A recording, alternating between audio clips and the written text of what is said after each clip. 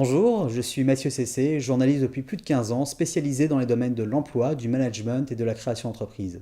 Je suis également cofondateur du site academic.org. Je vais vous parler aujourd'hui de l'expatriation. Face à une conjoncture économique difficile, bon nombre de Français sont tentés par une aventure à l'étranger pour trouver un emploi. Mais attention, l'herbe n'est pas forcément plus verte ailleurs. Pour s'expatrier, il existe différentes possibilités. Premièrement, vous pouvez très bien être envoyé à l'étranger par votre entreprise française. C'est le plan en or. En dehors des facilités de déplacement, cela vous permettra généralement de toucher une prime de mobilité. Le déménagement, le logement peuvent être pris en charge par votre société. Au niveau contractuel, vous pouvez être détaché par votre employeur français pour travailler à l'étranger pour une durée limitée, avec un contrat de travail soumis au droit français. On parle alors de détachement. Les avantages résident dans le fait que le contrat de travail n'est pas rompu. Votre société est dans l'obligation de vous réintégrer à votre retour. Autre avantage de taille, vous restez affilié au régime de la sécurité sociale. L'inconvénient, c'est beaucoup plus cher pour votre entreprise. Vous pouvez également être envoyé à l'international pour une durée indéterminée avec un contrat de droit français ou un contrat de droit local. On parle alors d'expatriation à l'état pur.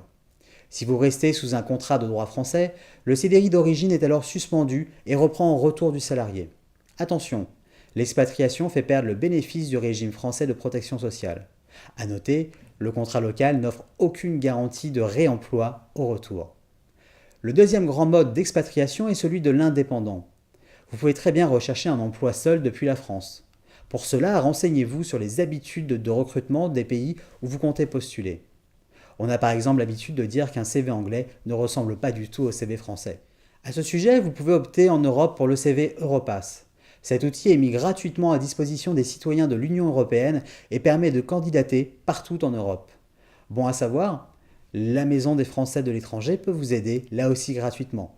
Accueil personnalisé, consultation d'ouvrages, présentation de listes d'entreprises présentes à l'échelle internationale.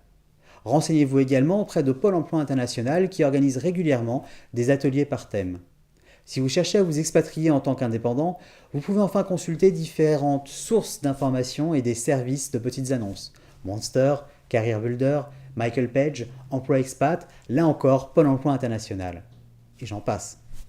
Pensez de même à la presse, à vos réseaux professionnels et au site web des entreprises en question. Enfin, vous pouvez chercher un emploi en vous déplaçant. Cette solution est plus difficile car onéreuse, mais grâce à un visa touristique, vous pourrez rester quelques temps sur place pour prospecter. Si vous êtes jeune, plusieurs solutions s'offrent à vous. Parmi elles, le VIE, Volontariat international en entreprise.